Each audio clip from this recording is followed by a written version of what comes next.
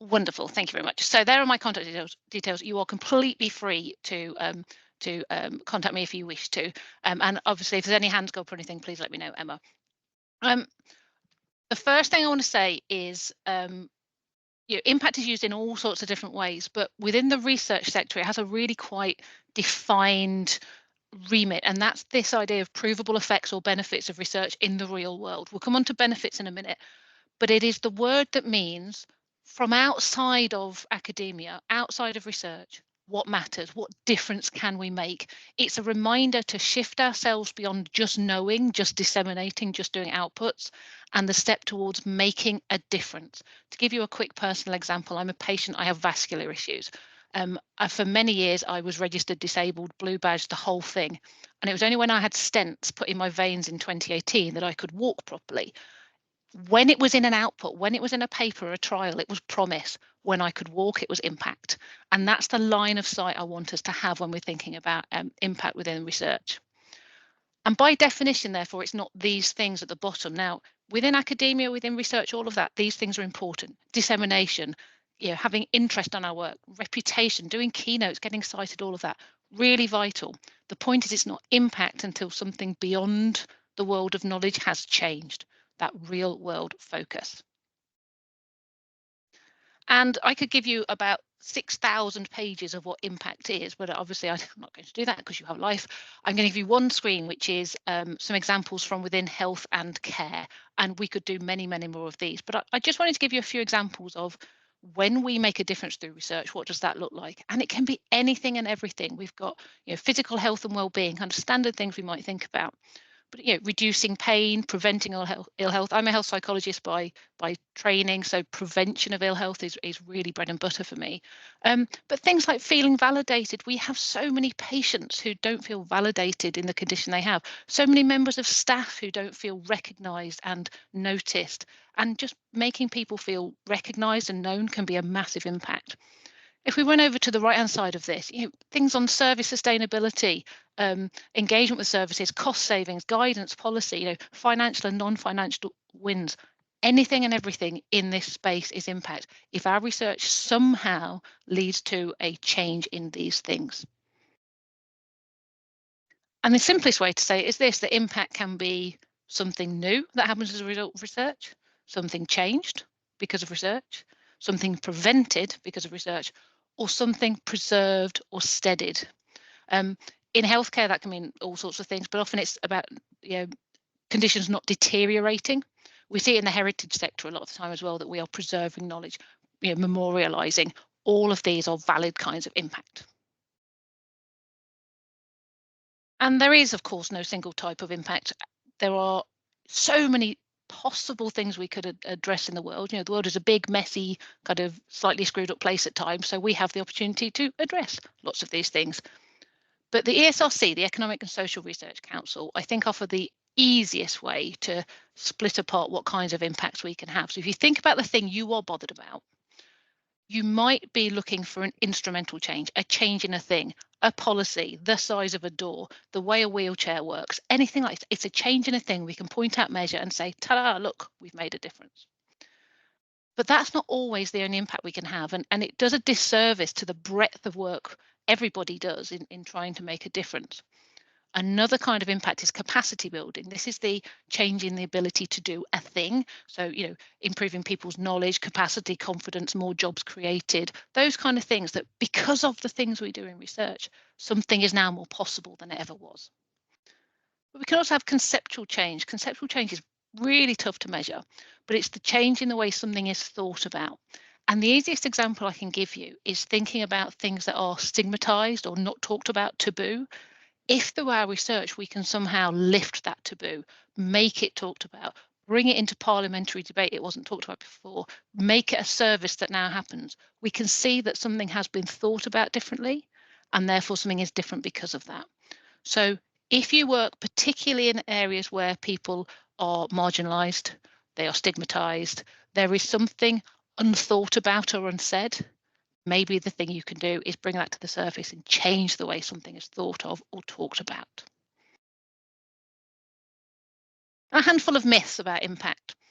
Impact is sometimes positioned as we'll see in a minute, this kind of far off long term single big hit kind of meteor type approach. And I think, as I say in the book, if you treat it like a wrecking ball, even Miley Cyrus would struggle to make that sound like a good thing. There is a myth of linearity, and actually impact does not only happen just after the research. It doesn't need to wait for publication. Patients, broadly speaking, don't care if you have a neatly formatted PDF. They care if their life is made better. Now, of course, we need evidence. We need all of the structure and rigor of research. The point is that impact can start happening from the moment the research commences. If you are working with people, that interaction can have a benefit, and we should never lose sight of that, the process having a win for those people involved. It's also not true that impact is only from positive findings. We have absolutely a bias towards positive findings in publications. We know positive findings win out in what's published, but null findings are incredibly important for stopping something. Proving something doesn't work is as important as proving something does. So if you have negative findings, if you have anything like that, shout about them, even if you can't do it in the paper.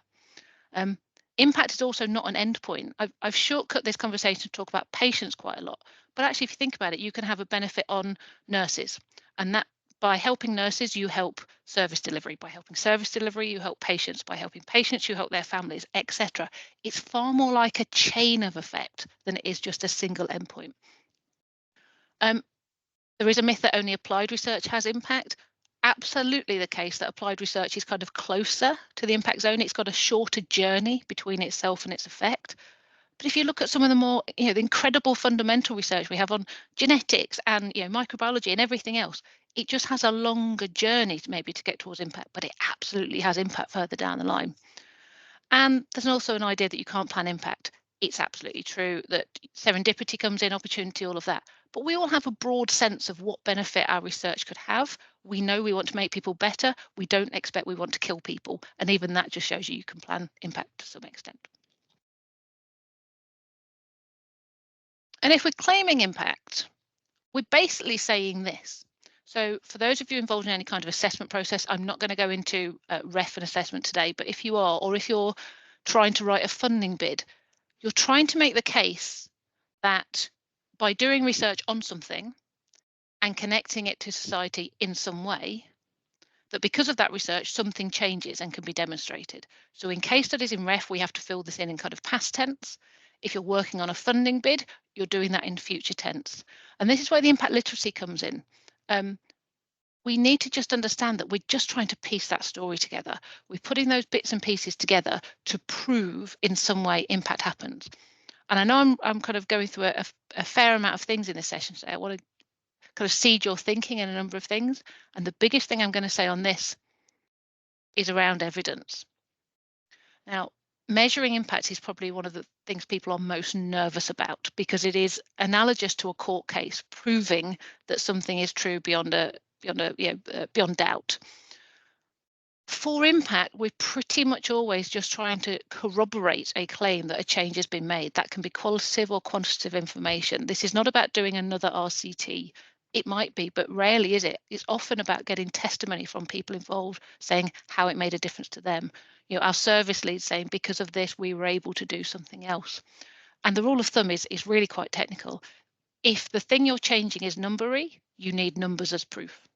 If the thing you're changing is wording or feelingy, you need words.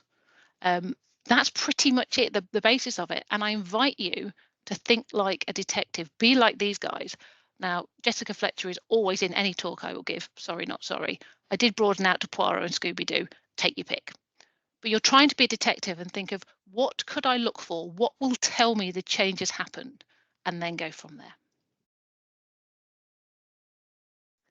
And I suppose that the single biggest slide I have in this slide deck, if you want to take nothing else away from this whole presentation, it's this, that if impact were a person, it would just be asking you, how can you make the world a bit better with your research? Not how can you fix the world, not how can you make the most enormous change known to man. It's just how can you make the world a bit better? And that is our guiding line for impact every single time.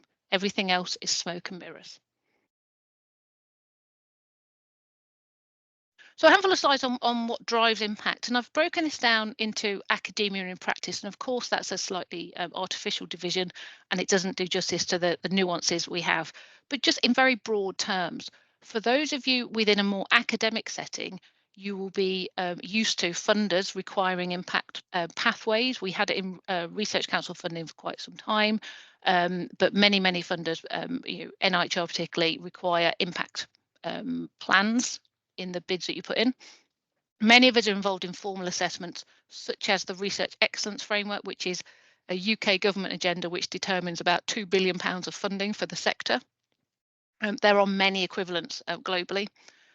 Our institutions have a mission. Emma talked about the strategy for East Midlands. Those kind of things enshrine we want to make a difference. And many of us work towards sustainable development goals, zero hunger, no poverty, etc., etc. In practice and towards healthcare, we have a lot of things around patient-focused goals and patient-reported outcomes, things that speak to what matters to a patient, and practice-based goals around service delivery, NHS goals around waiting times, costs, all of those kind of things. And also just the pursuit of evidence-based practice. We are within health committed to evidence-based practice, whatever that may be in our particular areas. And if you think about it, evidence-based practice is impact in a nutshell. We do research and it somehow turns into change. But for many of us, impact is just a purpose. It's an opportunity to recognise that in the roles we have a privilege and opportunity not afforded to many people in society to speak about the things we're bothered about and to drive change, whatever contribution we can make. So for a lot of us, you could take everything else off that list and we would still want to do impact because we can. And my colleague in Canada reminds me of this, and I like to put it in all of the talks I do, which is the Universal Declaration of Human Rights, which states that everyone has the right to freely participate in the cultural life of the community, enjoy the arts, and share in scientific advancement and its benefits.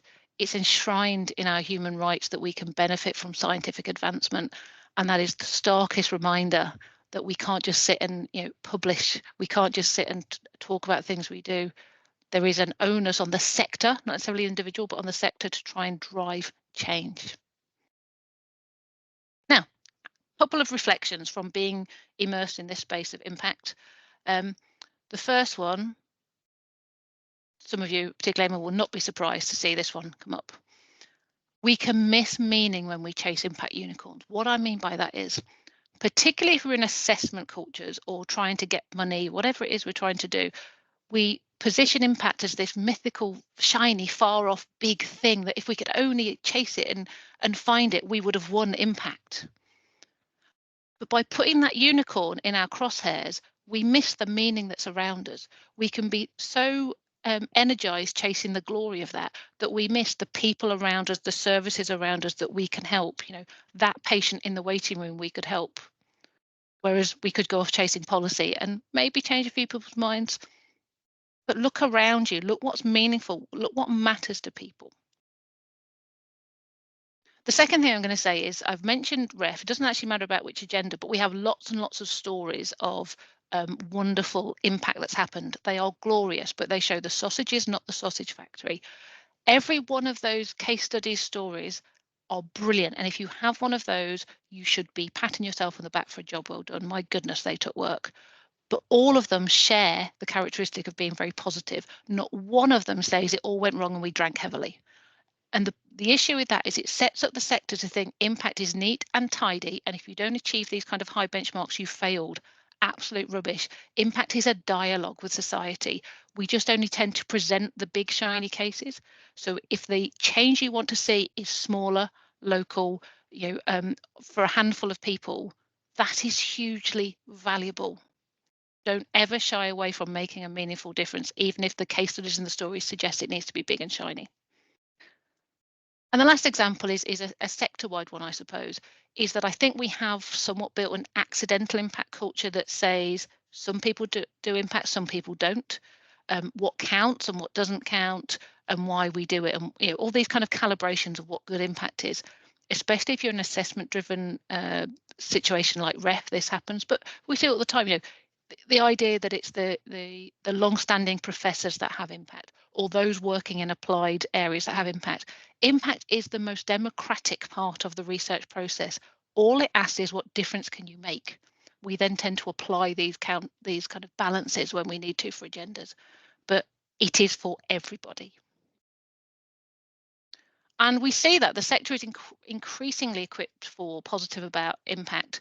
On the left here, we have a thing called the hidden ref. If you haven't seen it, go look. I've mentioned the ref, which is a kind of, we have to be accountable for the excellent research we've done. But one of the challenges there is we've hidden the contributions of our technicians, our patient representatives, our research assistants. There's a whole body of people missing from those accounts, and the hidden ref is trying to unhide those contributions. So if you're looking to, acknowledge, value, recognize the contributions of a breadth of people in this space, go to hidden ref. It's the strongest engine we have at the moment. And we also have something called GRIMPACT, the cost of impact, grim impact. I mentioned in one of the earlier slides, benefits was in brackets because we absolutely have the opportunity to drive positive change, but there's a risk of having negative impacts. We, for many of us, we will remember the MMR issue. Let's just say poor research about the link between vaccinations and autism meant a huge drop in vaccinations. That was damaging. We have that as a risk, and we need to make sure that we don't hurt society or hurt ourselves. So go and have a look at those. They are brilliant initiatives. Now, you will be delighted to know I am not going to talk through everything that's on this screen, but I wanted to give you a landing screen with some links, and I will happily either share these through the group or put them on a website or something. But this is impact literacy. Everything I've said so far reflects mine and colleagues' experience of being immersed in this thing called impact. And we realised very early on that so many people are made to do impact without having the chance to learn what it actually means or learn how to do it in a healthy way. So we embarked on this body of work, which became impact literacy. And in the grey box at the bottom, there are some workbooks, some papers, there's all sorts of resources to explore this. The two models there show the evolution of that. On the left-hand side with the circles, this is myself and David Phipps in Canada. We realised that in the UK, we look at what impact we've had. That's what funders want. That's what REF wants. And in Canada, they're focused on how. How do you engage with people? And if you put those two pieces together, that's fantastic. We get part of the story. But all of these things miss the people, the research managers, the researchers, the patients, all of that. So we have to look collectively at these things. And we say, if you can put together the what, how, and the who, we're in the right direction. But then when we started using it a bit more, we realized there was a few things missing. And this is what gives us the diagram on the right-hand side. The fundamental thing to point out here is why at the bottom. And we realized a lot of people were embarking on impact. And they might have got a sense of what, how, and who, but they weren't entirely sure why they were embarking on it, which I know it sounds a little bit mad, but for some people they'd say, because I need a case study. Or they say, because I've been told to. And actually the why should come from the people, the patients, the nurses, the services, whatever it is. So putting why at the bottom is crucial. We then have this sense of literacy can grow, which is why we have the triangle. I won't go into that too much. The only other thing I'll say is all of the stuff we'd done first spoke to individual literacy, which is on the right-hand side, which says as individuals, we can become more literate. We can understand the who, how, what, and why better. But as it shows on the right-hand side, unless our organisations really are supportive and literate themselves, it can all come to nothing. We end up with this mismatch between people's energies and passion and the institution not supporting impact. So if you're in an institutional leadership position or a departmental leadership position or anything like that, I urge you absolutely to go and look at how you are structured, supportive, and enabling of impact rather than just expectant of. I'm going to take all of that and condense it to this one slide, which is this. This is really what impact literacy is in a nutshell, that we understand the need, the purpose, the reason, the need, so the why, the methods by which we're going to connect research and society, the who, so who's involved in that, and what benefits it can have. And all I'm going to do in just these kind of few slides from here is dive into a few issues there and hopefully offer some reflections you can use in practice. The first is to say that impact is in the eye of the beholder. That is not to presume that we in academia and clinical practice or whatever don't know what the issue is, but we absolutely have to check. And I will borrow from a colleague here who he has MS, and he did some work with some people who had a kind of subtype of MS. And he said to them, what could research do for you? Expecting an answer around reducing pain, extending quality of life, something like that. And their answer was to be believed. Their answer was that when they walk into that consultation with the doctor treats them for what they have, not what the textbook says they have, which is a different type of MS. We have to lock into what's meaningful for those who are affected. Otherwise, we may well not be quite on the right path. Now, if we jump into the how, there is no single pathway for how. The analysis of the rest stuff showed there was thousands and thousands of different pathways. So if your path from research to impact looks different to someone else's, fabulous. You haven't missed a memo. It's just how things are. But I just wanted to grab one screen to talk about the challenges, because it would be absolutely disingenuous of me not to. There is no one size fits all path for impact, because every problem is different, every circumstance is different. So it's fine that they are different. It's also not just a case of knowledge transfer. Impact has historically borrowed heavily from the language of tech transfer, knowledge exchange. But actually, we're talking about dialogue, engagement, mobilization, translation, much more active and kind of iterative words. We have changeable environments. I will go no further than to say British government and leave it there, but not just in the government, in our organisations, our leadership changes, our resource allocation changes, etc. So best laid plans, etc. We can meet with resistance. Some people just don't want to change, and maybe that's absolutely fine. There can be a time lag. So applied research typically has a shorter journey to impact compared to more fundamental research. Particularly in the NHS, just because you've got a great idea does not mean there's capacity to put it into practice, and things might need to be de-implemented. And unless we think about those things, we're kind of on a bit of a path to ruin. And there may be things like regulation requirements and resources. So there's a breadth of challenges, and my absolute recommendation is face these head on. If you're doing a funding bid, recognise what these are and how you might get around them. Don't just kind of shy away from them. If you're writing a case study, show how you got over these. These are just facts. These are just the context. We just work with them. But if we think about how we do it, let's go to a far more positive thing.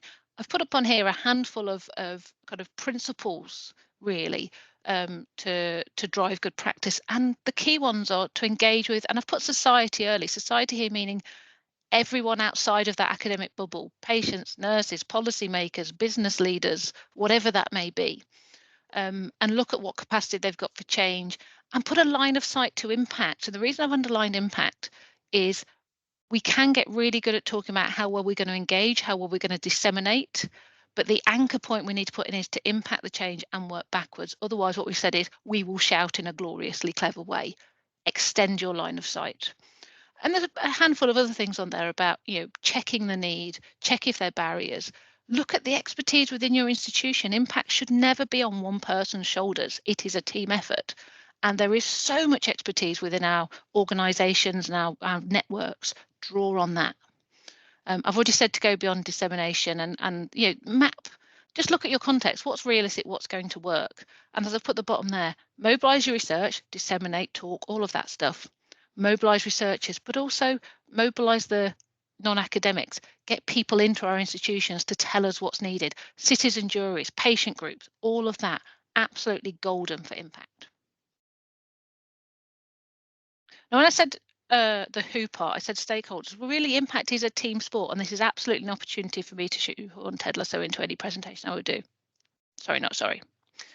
Within the organisation, we have, and I say organisation, not all of us here will be working in research organisations, but within our collective bodies of communities, there are researchers, there's research managers. My God, research managers are clued up in this space, particularly in the UK. Go see them, they're marvellous, bring biscuits. Also, our research leaders, our communications strategists, everyone in our organisation has something to offer for this. And outside the organisation, it's everyone from those who might benefit, the patients, the nurses, the family, the carer, whoever that may be. And then thinking through the ones who share your goals, who can implement it, not just say it's a great idea, but who actually has the purse strings to put it into practice, who can de-implement something to put something else in place. and who can see if change has happened. If you think about it like a team sport or an orchestra or whatever analogy you want, you can start seeing the pieces and the people that need fitting together to make these possibilities a reality. And I've put up here a quote from Derek Stewart. Many of you may well know Derek.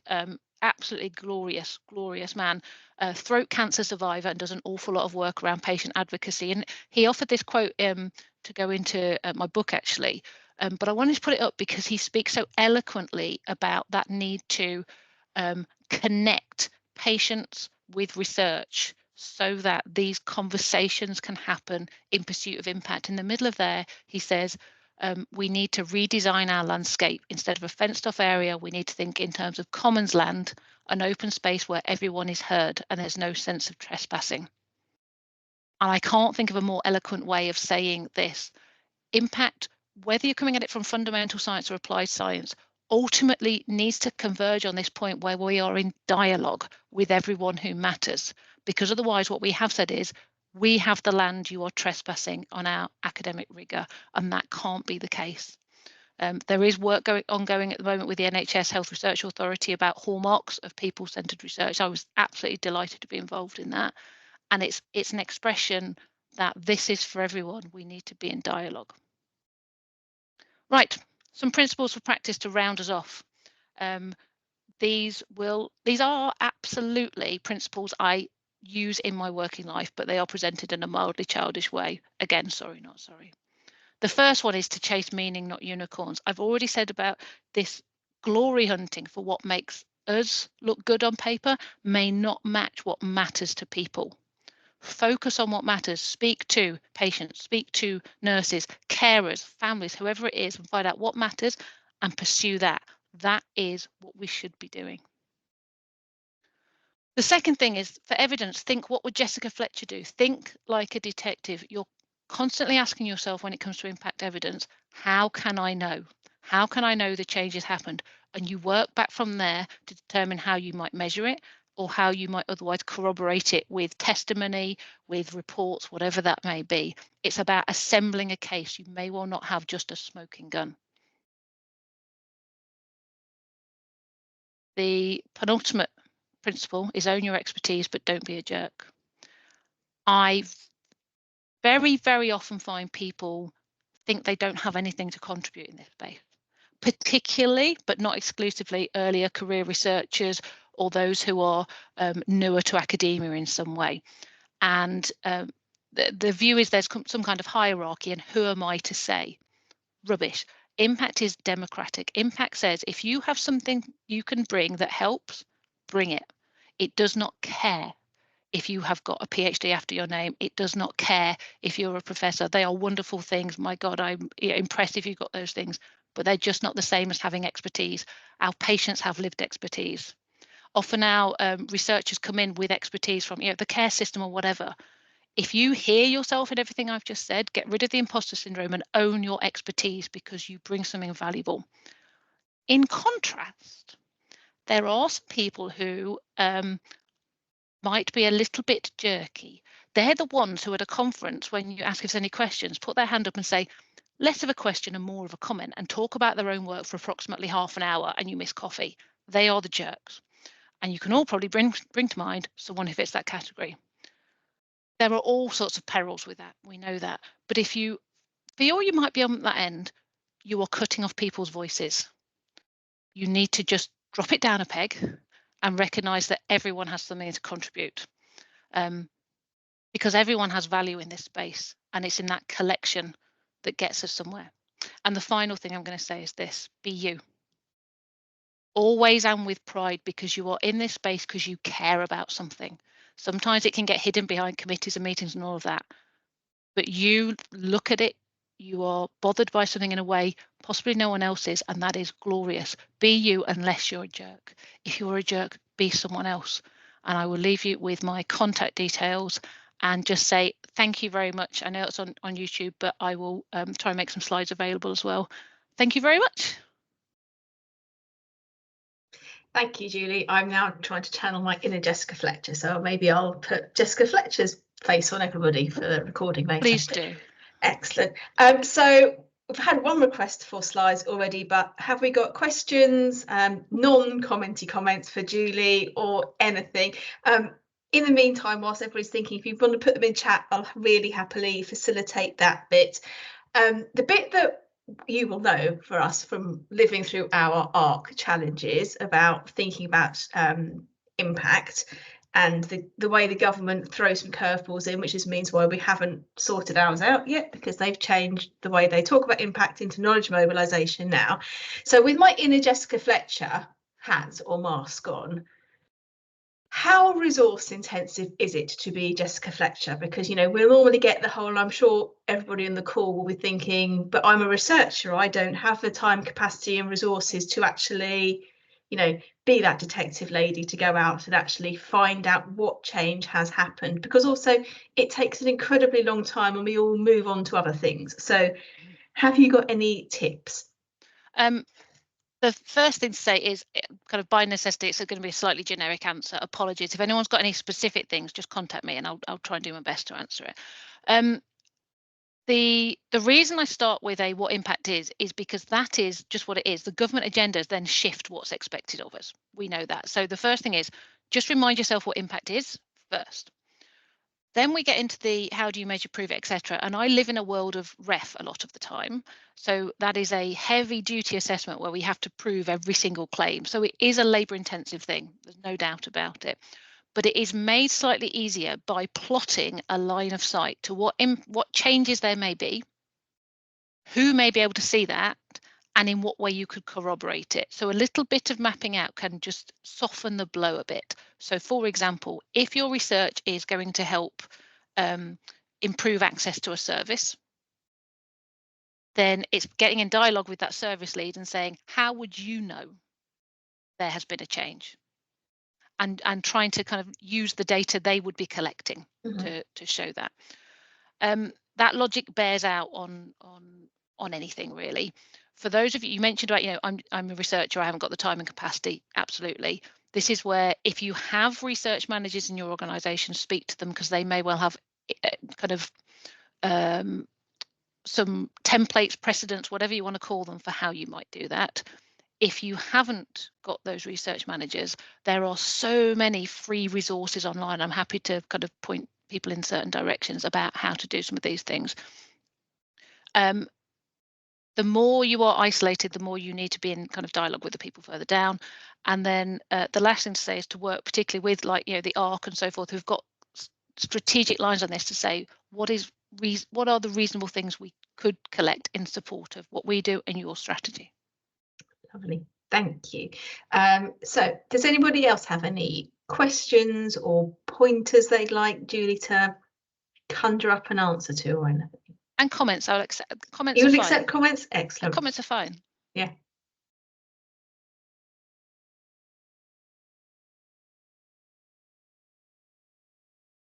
Can't see any in chat at the moment. I promise you, Julie's not terrifying.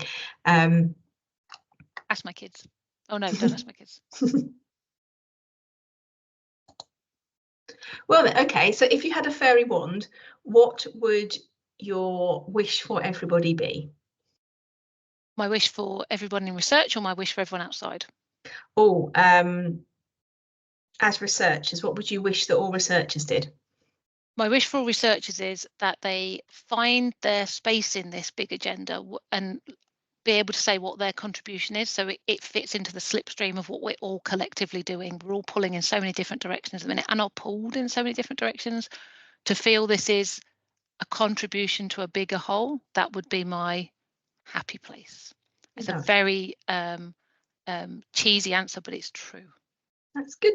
So we have a question from Steffi, and it's, I'm doing some IPA qualitative and research and wondering how best to capture impact. She's just at the beginning of her journey. Lovely. IPA is a wonderfully rich form of research. So my goodness, that's amazing. The thing that is going to be so rich from your work is understanding the need and understanding how people engage with things. Which, if you just think about surveys and things, they typically don't dive as deep. So recognize the value you're already having by using IPA. In that process, work out the answer to the question, By exploring this, what could be different? That's the kind of test you're applying for impact all the time. By doing this, what am I adding? What could be different? And then you follow that line of sight. And if in your interviews you're saying to people, what could be different? That's starting to give you a sense of what impact could be there. And then you map towards those things. So again, apologies for a generic answer. You're very welcome to contact me directly, but it's really locking into the need and looking at what knowing that does. Okay, so just in case there are any more questions people are thinking, I will do chair's prerogative and ask, get more. This is brilliant. We all know it takes a long time to create impact. You know, Darcy used to say it was 17 years, and we all thought maybe it would be less. I'm not sure it is much shorter at the moment in terms of from blue sky thinking to physically getting into practice. So how do you think it could be quicker? Okay, so that 17 years bench to bedside, broadly speaking, is true for the fundamental lab-based stuff. Often, particularly in medical research, because you've got so many kind of regulatory things to jump through. The reason the COVID vaccine went through so quickly is because they escalated the speed going through those hurdles, but most of the time it doesn't happen. So the time, if you're in that kind of research, will always be dependent on how many of those steps you need to go through. However, for many of us, the time is much shorter and sometimes can be immediate. So if you are working in any kind of co-production model, so if you are working with people rather than on people, if you are using a participatory model, anything like that, there can and is a benefit for those people involved immediately. So you see this often in, people saying, I feel more confident, I now know more about my health condition, those kinds of things. And yes, are they smaller impacts than you'd want? Possibly, but they're meaningful. So it is more, it is shorter, it is more direct, it is more immediate for collaborative research. It is longer and more protracted for fundamental research, and your journey will be wherever you are along that continuum. So it gets faster by recognizing the shape of what you're doing. Yeah, lovely, thank you. And I think a really good example of that is, as we've been talking today, one of my students just submitted her thesis, and one of the unexpected things about findings of her thesis were the therapeutic effect of being in a treatment as usual arm of the trial. You know, it's not what we all thought would be the impact of that piece of research, but for the patients who didn't even receive the intervention, just being part of that research improved their mental health. So I think it's about change is everywhere and impact is everywhere. It's not necessarily what we as researchers think it's setting out to be as well, and we need to look beyond that too. So we have two different questions, please. We're going to go to Maureen's first. How do you ensure that silent voices are heard? Ooh, that's a good one. I'm going to take that to silent voices are heard for the pursuit of impact rather than research per se, but the same answer is broadly true. Step one, identify who's silent. We are really good at going to the worried well. Really good. And the worried well are really good at presenting themselves to be involved in research. And if you haven't already, I mentioned the HRA's work on people-centered research. Have a look at that. If you Google HRA people-centered research, you'll see it. The reason I mention that is because it is an endeavour being embarked on to try and change the system to make it a better, more accessible experience for people to be involved in research. I know that's a small sentence for a massive ask, but the work is ongoing. So you need to identify who's missing, who's silent, and if you can't, then speak to the people involved and kind of keep digging, keep being a detective until you work out who's missed.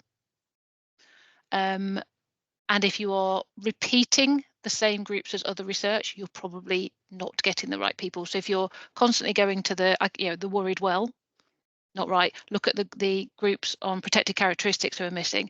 Look at the carers rather than the patients. Kind of extrapolate from there. So for impact, you want and need those people, and there is a form of impact. Impact can happen in all sorts of ways, but one of them is about unveiling those voices, unlocking their chance to be heard. So get them in. That is paramount, and impact is richer for it. So next question is, could you tell us a bit more about the how element of impact literacy, please?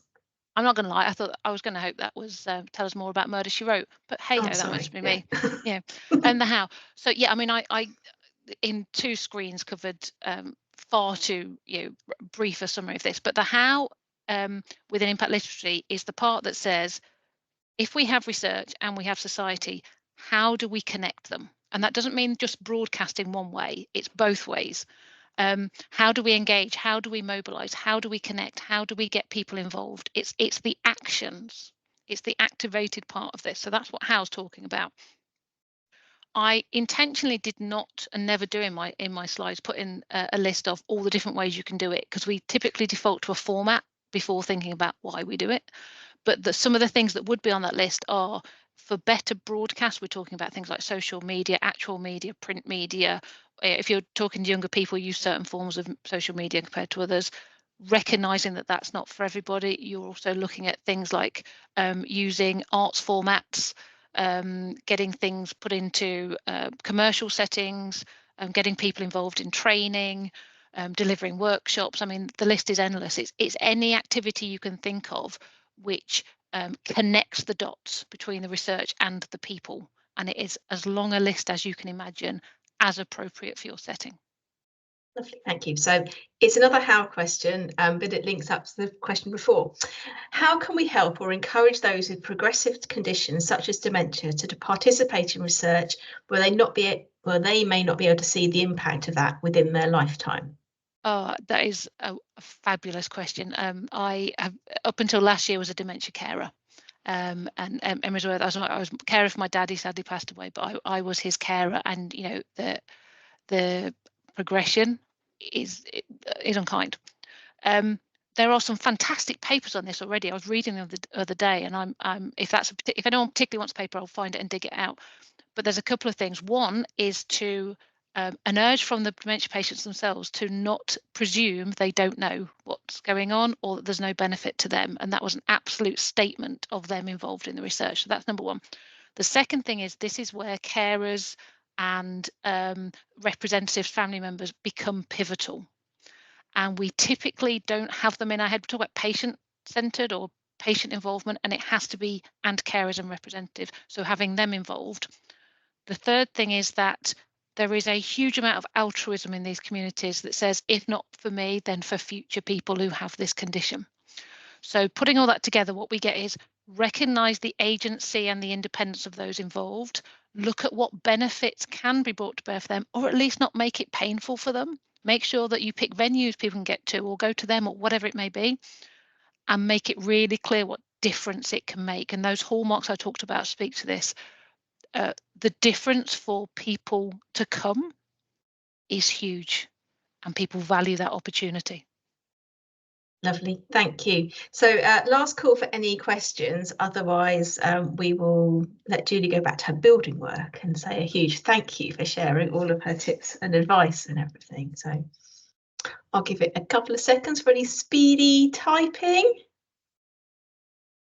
But if not, I just want to say thank you, Julie. You know that I love hearing from you and seeing the unicorns and seeing Jessica Fletcher, and I never get bored of it. And I always find it ever so inspiring. And I think you probably can't see the chat function, but there are so many wow, thank you, this has been amazing comments that have been going through it. So clearly I'm not your only fan. It seems that everybody is as well. Well, let me just say thank you to everyone for sticking on this. Enjoy it. There is such an opportunity to make a difference, and it is a privilege and a labour and all of those things, but my God, what a difference we can make if we all just did a bit. So good luck, and go and watch Murder, She Wrote if you haven't already. Yeah, clearly, yeah. Thank you everybody for today. Thank you again, Julie. For those